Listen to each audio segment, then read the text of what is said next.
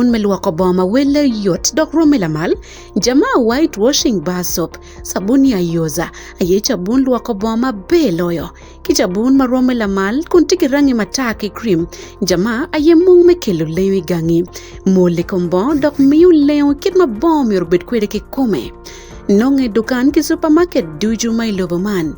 Lutatune aye chapa General Enterprises. Ginonge idukan number deki Rafik Building, Ichikubo, Kampala.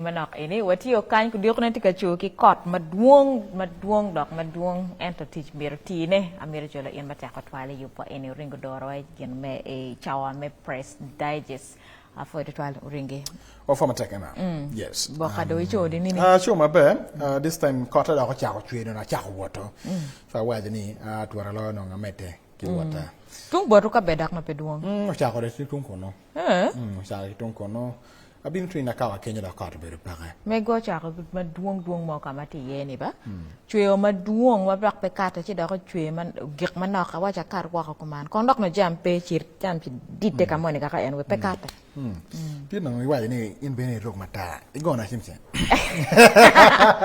me ga chol do ringi me giti wa blue go yeah and it doesn't matter ever no na lawyer ane wa lawyer jerga pidu be lawyer zeba ki chul ki mer me volodano miri chwak kera la ku kera la ba miri chwak yana no kero me no gichiling ka pe chwak ta pe ringi manyura dani pe no gen you why jomo kwano gena adagi pe kera gina raja have to convince you have to convince me of taking I couldn't be a lawyer clearly an be cha ba no cha ko nyang ni karman kwane kai kwan karmel bela volo ko ma and I stand for the truth anyway po itu ringi yes la pompal cha wa meta nyim ki lok lo bongo matikati me Uganda eni mapira taka kumbela dilo president yo were Museveni ti ko kwer mon maguti ko kwana e maromo alibachiel maguti ko kwan inakaseke udani cha ki kwe ki gena kual advert pa gena bidi medonya aliba pa manyuri security organs wengiti recruitment exercise ringi abili prison mon teach mapakane le dano cerca da donye mon ringi I think that is the best advice maram waje kila ki vulu matika na na kude ni keti yo sini angwen and you're within the age bracket pa joma gitika mero ni o mero gen go don miss me no service one megi because this is a service yes yeah donye mon peti ni kona tika mero chene but I know the interest match yet chene but the interest match yet you have to serve your country the only patriotic people that I know apart from this one who makes a lot of noise in the street I am a patriotic person no jo matie patriotic ma aye komke man kano atie ki yo mo me ni ge kon ami kon ki mon ka chel ki abili man look jo magiti prison service bien jo ara have sacrificed their life met achia me gwa ko Uganda kari korchwe kari nyochim ti kari matek kano lwenti matek romene they will go to that front. Again, security organs, dek iguni when man metamina giti patriotic to twal. Mon. Abili kunyo ni gubalo nyingia. Go abili go civil servants. They are also civil servants. Gibolo cutting e come. And no, they are here like more than he go and photocopy this document. Yikeli. Ewe pati ya mimi chai. And gipenyo direct ba? And gipenyo direct. And only ti ubalo nyinga bili mape wache. But ngan mo wai ni ba da mo bengi pe lo ma duong yes ngan mo wai tura karbe covid yeah da ba wai tura lo mo nya umari ada be ngoni ni mo utio ke cha e ono chot lo mo ni wa here office pare make statement pare mon ka itiki mo ni chai ni en gamo gira en pe waje ni mina an ala mon ke kan yi ware ti kam en gamo ba penyi koko pare ki tek which yes rom ke road block pe gamo chene ki road block ni either why or advising in no next time don't do that you can go but next time don't repeat what you have done. The discipline is because the training alone. Yes. Fonye ki fonye me discipline at dadani. Bian am a lot any akoi barracks and discipline. Yes. And discipline manana ibolu monba. Bian me ashel kaki kor friend wa. You have to respond where the friend tika ko. And don't question. And not question. Mirikwa nya chak ariak chak wiye wa tiana. A fall a dit. Ina kadla dit lo wala wo bena ki wode chama gen gu lo ke kengi ad gena ba ki wode gi berga lo ke kengi den sama gen gu tiyo lo gen wangu gu go sa lo ke respect. Yes, respect. Yeah, order taken. I will implement. It doesn't matter kono in la dir kono in la ngo la moñ dong la moñ kere an gena Omen babana cheno la moñ kono butum mo chon la wo ma dane wa berka ko poliel gimete ana gango kuja in honor of his service machar la moñ meno giti gangwa ka konyo security ni ana ne gena go bien go tin ko fengi an ringi go mi salute bare you can imagine in death you know so giti ki ma ki solidarity ana ne ma wan chebere an pekere. And I think I like Magen Gutierrez training my Megeli Papa to serve the country diligently, not to serve individuals. Young Mabeka you that uniformity that is the national army uniform. It is for the country, not for individuals. So therefore, when can't no itika chair katimo teach money, merke tem ka evaluating order in the banner. Afande. You give options sometimes. Might not understand your position, but you might have a better position that can rescue the situation. It would be right with the discipline. I think this will not go right with the current environment.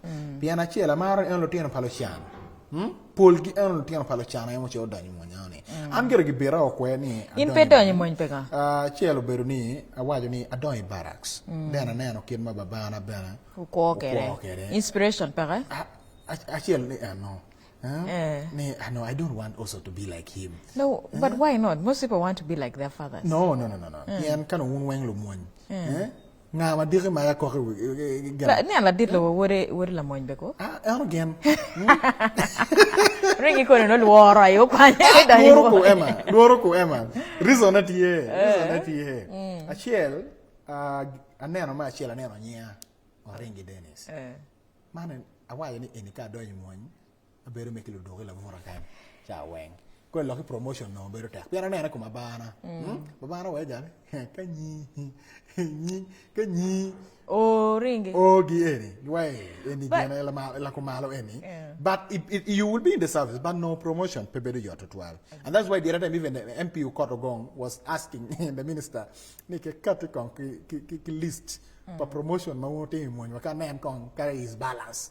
So look, those are some of the reasons mukara why I know. But do tiana maduong magudonyo ma of course we're optimistic ne moñ mayangi makumbeti dong be ololoy mayangi in terms of discipline, in terms of chul, in terms of jim kana mapat any so ali ba chielo lo ma ke passengen la wo mayane inakaseke la ditlo gine kere wode weng commander of the defense forces kenwengo berikono ringa legi ni wameta nyim yoro kumbe lok makamati kata ni kikwanyo adot makimor madit ikum speaker me parliament Anita Mong mabidizi mo yue kotwal me mora dore kom dano ma pat mo kara ni mora dot me money laundering tic kichane yo ma popore e ko mego anita mong ko be record jara by case ana ni evidence mo e kan pere itame babirizi umor mera dot mera ki wiye ke je any case ma mieno ki ngima tot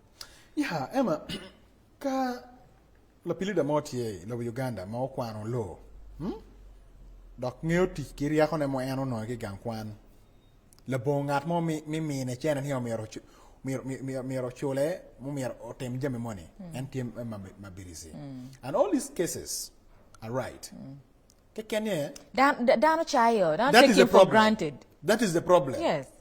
Cases mama birizi kati kere do tie en tap kito mero jomo kwano law in ubedka kwa kere ni anything that is not right according to what the law dictates you have to challenge and that's what mabirizi is en ka nero do money en nen ka penen teno wie en ki constitution ki bok check ma ngeo check ko command and ngeo ni kano mero ringi uchonge ento pechunge chik wale ni mero ringi tiche uchonge mabirizi doro ringi yo nye pingo en petiga chonge makon chik wale ni mero chonge so I think mabirizi is being taken for granted yet is right sometimes on his cases ma en katikere Chalo mo mi penyo karatat pa president di he is right. Ke cases ba mabirizi ngi jimba dano tama ki chwingi but they don't have the strength to katiwa jar katiwa ne. Mabirizi kate wa me challenging. Me challenging.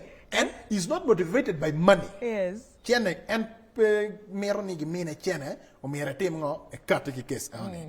En me kiriago ne me no kwano ki gang kwan me lo. But no chana ne ki kwana Misui. How does it? And now, that is what he studied. In other words, he's the only person, to me, who is practicing what he studied. Because that is how the lawyers are supposed to be.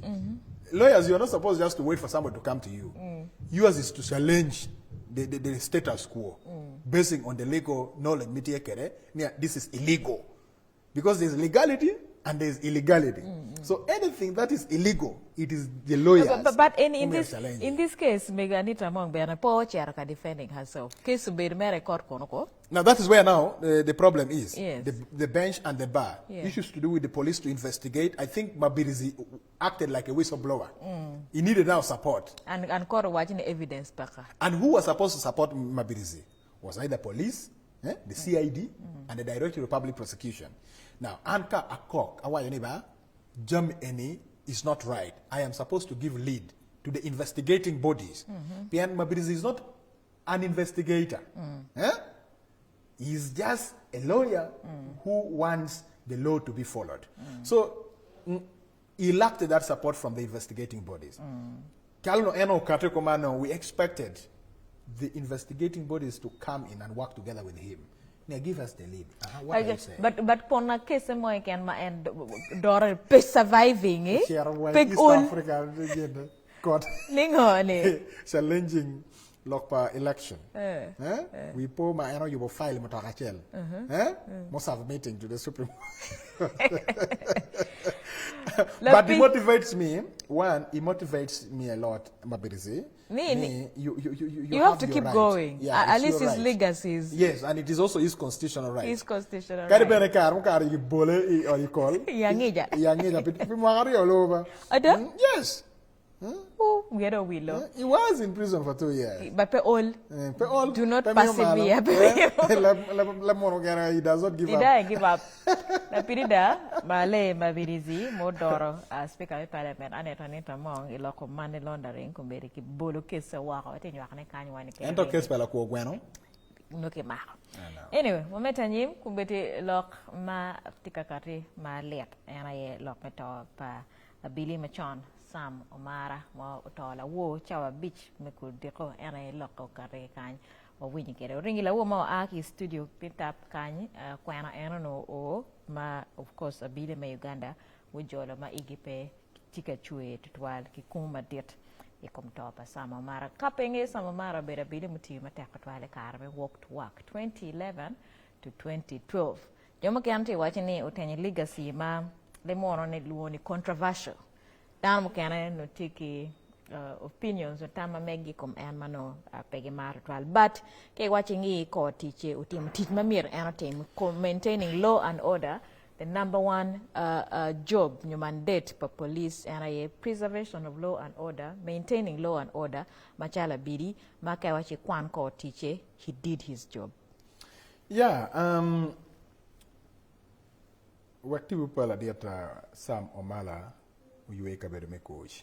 Pingani. And what you make a car. Make a car. And what you teacher kiet magi fonya kere magi watch and you mero tem kere. And obey the commander magi ora. Go. You are the one commanding this. And in Mirne chal and Omala Lily no bene Gemini mokane and gira bene and while any gira I think it is not right. His conscience was telling him. But the job has to be done. And the job has to be done. Because there is that officer that you have to account to. That commander that his prime. And what I liked from him, he was that police officer. You see, he was always smiling, even if he has gone to execute. Even if he has gone to arrest him, each way. Arresting him with a smile. With a smile, and even making he was comical on the other side. When he went to Dr. Kizza Besigye's home, telling him, I told you go back. Yes. You've been instructed to go back. To go back. Then he receives a phone call from his commanders, and then they say, no, we have managed the situation. Afande, we have managed the situation. Things are okay. And I can remember when they arrested the Lord Mayor, Elias Lukwago. Yes. He told Lukwago to go and sit behind. Now Lukwago sat in front of the vehicle. Now he told Lukwago, you push and we sit together. Lukwago was telling him, no, this seat is for one person. Maki arresting. Then he was telling Lukwago, now, what about if you fall? Who are you going to blame? I want to protect you so that you don't fall. Oringi ka wacha wadok chene karpa sam pange ka the right name Omala. Ento inoni that was the time security Billy was at the peak. In terms of chaos, ke protests, manotie Karpa Inspector General Kale Kayura, Sam Omarage, from 2010, 2011, 2012, Karme Bodokui, Karme the peak of GMO, Orenge. Mano Kono, the likes of Kayura, the likes of Sam Omara, Pegujing, Oringi, so much would have been lost during that time. Waramo blaming Merane, he was very here and there, he kept execution metiche, but someone had to stop something. Yeah, because he was executing his duty. And as the law dictates, the constitution that the police, their role is to keep law and order. And for him, he was keeping his law and order. Order and emoja. Oh, yes. Now, I always he had that interaction with Dr. Kizza Besigye. Yes, from the opposition side, they might really have a lot to say about him. Yes. Could be negative, but generally, he was a person who was wishing well for the country because he never wanted that kind of confusion and chaos. Because even he knew that if that goes without being tamed, then I liked him for one thing. He was not this man who would really make order, shoot, fire. And you will see when he's managing his thing, his colleagues, his junior officers, no getting a wang, and they're waiting for him to command. Not like this one who will just be dragging the other one from the waist. I have never seen him in the video clips. Dr. Kizza Besigye, dragging and by Kuja, they would stand and have a conversation. I told you, sir, please go back. So, kumbeti liele sama mara kwana mukate nino anti-battling to cancer, prostate cancer. Dana ma pat kene Mike Mukula. I go beri kikera me chwale loke butla dit logo menano. Police Abili me Uganda kumio kongi me cholo bills kingongo gine ento. Overall uringi peti ngar mo wilobo eni mabiri la bal mano be ne mo ekan pere. So karibene jomo kana furgitika questioning legacy per Sam Omala wamire lemon what we choose to celebrate ni he did his part Machala Abili to preserve law and order.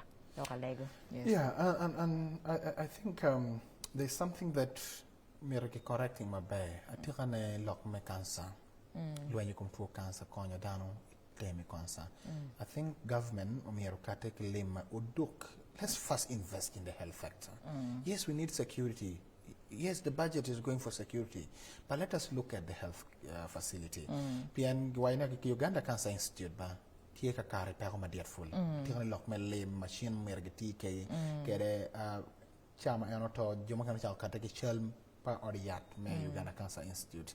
Kit malo pa ko ne mo kan at least some Ladit some Omala and olonyi berulo. Dinge and at least he would have received that fair treatment. Mashas, he couldn't really be saved, but at least he, because of his former position, he got a better bed to say. But Jomo Kane Chalquare wa da wa lumegi wa magipe nyingi pera Uganda maginye ugi kagi keloge Uganda Cancer Institute tiragitika nongo.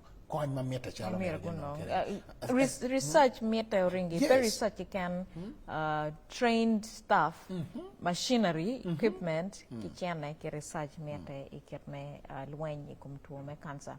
Tuome leta twal mo kumbetu kwanyu kota abili mo yueko twal ikarme walk to walk Ladit Sam Omala.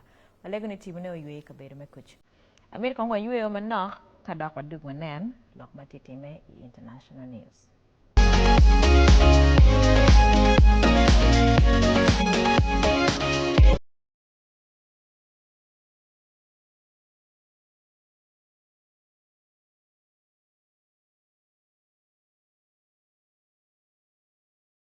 Nong miet palua kichabun mamonya doku kilanzo luxury bathing soap. Yeki kweni mapat chalawai mentho antibacterial, ice cool, blueberry, coconut kishia butter kidong raspberry. Mogi ken mayero wego del komidong maleng kon weri no miet palua kichawa duju. Lanzo luxury bathing soap, the ultimate refreshing feel. Luchatone aye chapa General Enterprises ginong edukan number deki Rafik Building Ichikubwe Kampala. Nong Lanzo Luxury Bathing Soap